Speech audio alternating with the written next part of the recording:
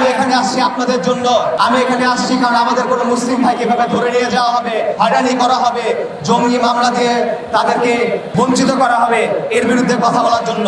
আমি আসছি মুসলিমদের জন্য কথা বলার জন্য। আমি আসছি ফারাবি এবং সাইমনের জন্য কথা বলার জন্য।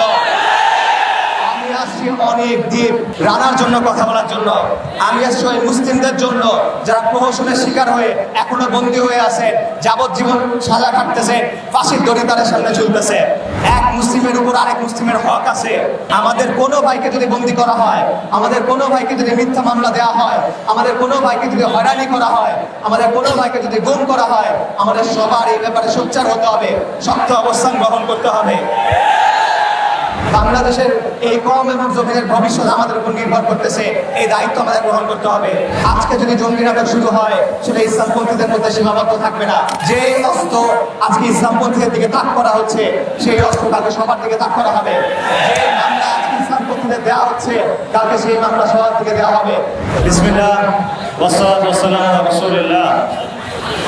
আপনারা জানেন জঙ্গিবাদ দমনে আমার নাটক শুরু হয়েছে, গ্রেফতার শুরু হয়েছে, হয়রানি শুরু হয়েছে।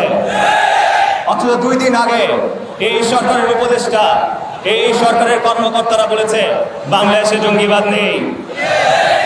অগাস্ট থেকে শুরু করে 6 মাস সরকার ছিল দুর্বল।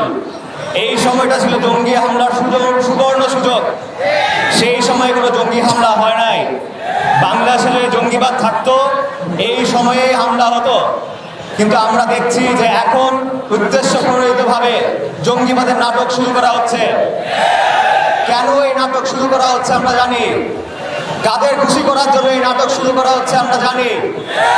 আপনারা জানেন বাংলাদেশে জাতিসংঘের মানবাধিকার কমিশনের অফিস শুরু করা হচ্ছে। এই অফিস শুরু করা হলে সেটা হবে আমাদের জন্য ক্ষতির কারণ।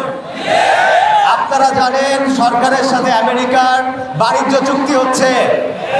এই চুক্তি হবে আমাদের ক্ষতির কারণ। আপনারা জানেন IMF এর প্রেসক্রিপশন ফলো করা হচ্ছে। এই প্রেসক্রিপশন ফলো করা হবে, সেটা হবে আমাদের অর্থনীতির জন্য ধ্বংসের কারণ। এভাবে অনেক অর্থনীতি ধ্বংস হয়েছে, আমাদের অর্থনীতিও ধ্বংস হবে। এবং এই বিষয়গুলো নিয়ে কারা কথা বলে? ইসলামপন্থীরা কথা বলে। তাই ইসলামপন্থীদের মুখ বন্ধ করার জন্য এখন জঙ্গি মামলা দেওয়া হচ্ছে। যতই মামলা দেওয়া হোক, যদি হামলা করা হয়, যদি এর চেয়ে বেশি কিছু করা হয়, ইনশাল্লাহ আমরা এই বিষয়গুলো নিয়ে কথা বলে যাব। ইনশাল্লাহ এই বিষয়গুলো নিয়ে প্রতিবাদ জারি থাকবে। আওয়ামী লীগের কার্যক্রম নিষিদ্ধ, ছাত্রলীগ একটা নিষিদ্ধ সংগঠন। তারপর কি হয়েছে আপনারা দেখেছেন। এরা জুলাইয়ে 2000 মানুষ হত্যা করেছে, 1700 মানুষকে গুম করেছে, 300 মানুষকে গুম করার পর হত্যা করেছে। অথচ 2 দিন আগে এরা গোপালগঞ্জে তাণ্ডব চালিয়েছে। এরা বন্দুক, পিস্তল, পেট্রোল বোমা নিয়ে হামলা চালিয়েছে। কিন্তু এদেরকে জঙ্গি বলা হয় না, এদেরকে মব বলা হয় না। ইসলামপন্থীদের জঙ্গি বলা হয়, ইসলামপন্থীদের মব বলা হয়। আওয়ামী লীগের নেতারা জেলে ডিভিশন পাচ্ছে, আওয়ামী লীগের কর্মীরা বিভিন্ন রাজনৈতিক দলে যোগ দিচ্ছে, তারা বহাল তবিয়তে আছে। আওয়ামী লীগের ব্যবসায়ীরা কোটি কোটি টাকা দিয়ে মদ মাস্তি করছে। তাদের থামানোর কোনো সদিচ্ছা নাই, তাদের থামানোর সামর্থ্য নাই।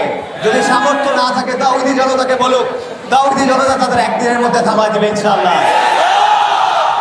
এই ভণ্ডামি আর চলবে না, এই ডাবল স্ট্যান্ডার্ড আর চলবে না। সরকার কিছু করুক বা না করুক, রাজনৈতিক দল কিছু করুক বা না করুক, আওয়ামী জাহিলিয়াত উৎখাত করার জন্য ইনশাআল্লাহ তাওহীদি জনতা সক্রিয় থাকবে, সোচ্চার থাকবে। ভাইয়েরা, আমি এখানে আমার জন্য আসি নাই। আমার বিরুদ্ধে হাসিনার আমলে মিথ্যা মামলা হয়েছে, আমার বিরুদ্ধে ইন্টারিমের আমলে মিথ্যা মামলা হয়েছে। পরবর্তীতে যারা আসে এরাও হয়তো মিথ্যা মামলা দিবে। আমার বিরুদ্ধে র্যাবের আলেকুদ্দিন মিথ্যা মামলা দিছে, এখন আরেকজন মিথ্যা মামলা দিছে, পরে অন্য কোনো হুকুমের গোলাম মিথ্যা মামলা দিছে।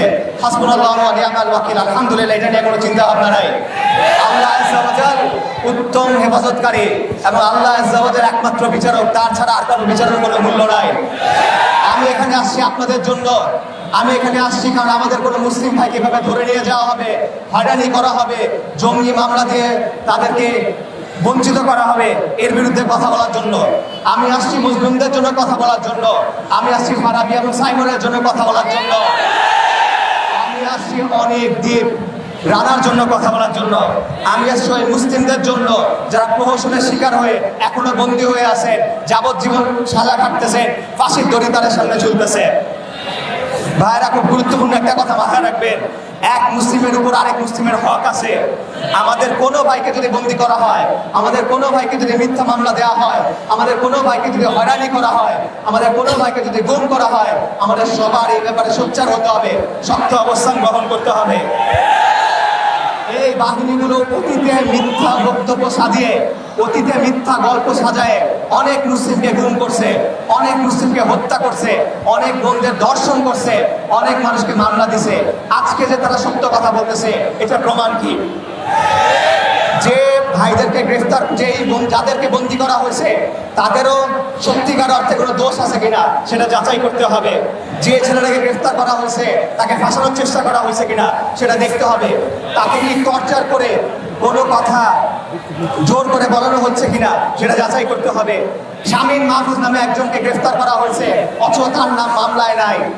আমি পত্রিকাতে দেখলাম, নিউজে দেখলাম এই ভদ্রলোককে এর আগে কয়েকবার গুম করা হয়েছে। আমি দেখলাম এর আগে কয়েকবার টর্চার করা হয়েছে। তো তাকে ফাঁসানো হচ্ছে কিনা, তার উপর নির্যাতন চালানো হচ্ছে কিনা সেটাও আমাদেরকে দেখতে হবে। একজন নাগরিক হিসেবে, একজন মুসলিম হিসেবে তার যে অধিকার আছে, তার যে হক আছে, সেটা সে পাচ্ছে কিনা সেটা নিয়ে আমাদের প্রশ্ন তুলতে হবে। দেখেন, আল্লাহর আইনে অনেক কিছু বৈধ যেটা প্রচলিত আইনে অবৈধ, আল্লাহর আইনে অনেক কিছু অবৈধ যেটা প্রচলিত আইনে বৈধ। যদি কেউ প্রচলিত আইন ভঙ্গ করে তাহলে প্রচলিত আইনে তার বিচার হবে, এটা হলো বাস্তবতা। এই বাস্তবতা আমাদের মানতে হবে। কিন্তু আমরা দেখছি বাংলাদেশে বিচার দুই রকম, বাংলাদেশে আইন দুই রকম। সেকুলারদের জন্য এক আইন, মুসলিমদের জন্য আরেক আইন। সেকুলারদের জন্য এক বিচার, মুসলিমদের জন্য এক বিচার। তাই যে মুসলিমদের বন্দী করা হচ্ছে তারা যথাযথ নাগরিক অধিকার পাচ্ছেন কিনা, তাদের নির্যাতন করা হচ্ছে না, এটা নিয়ে আমাদের সবার প্রশ্ন করা হচ্ছে। শুধু বিখ্যাত নামদের নিয়ে প্রশ্ন করলে হবে না। আর এই বিষয়গুলো কেউ আমাদের হাতে তুলে দিয়ে যাবে না, এই বিষয়গুলো কেউ আমাদের উপহার দিয়ে যাবে না। আমাদের নিজেদের এটা আদায় করে নিতে হবে, কথা বলতে হবে, রাজপথে থাকতে হবে। বাংলাদেশের এই কম এবং জমিনের ভবিষ্যৎ আমাদের উপর নির্ভর করতেছে, এই দায়িত্ব আমাদের গ্রহণ করতে হবে। সবশেষে আমি স্পষ্ট করে জানিয়ে দেই, আজকে যদি জঙ্গি নাটক শুরু হয় সেটা ইসলামপন্থীদের মধ্যে সীমাবদ্ধ থাকবে না। যে অস্ত্র আজকে ইসলামপন্থীদের দিকে তাক করা হচ্ছে, সেই অস্ত্র কালকে সবার দিকে তাক করা হবে। যে মামলা ইসলামপন্থীদের দেওয়া হচ্ছে, কালকে সেই মামলা সবার দিকে দেওয়া হবে। তাই এই ব্যাপারে সবার সোচ্চার হতে হবে, সবার সক্রিয় থাকতে হবে। আসসালামু আলাইকুম ওয়া রাহমাতুল্লাহ।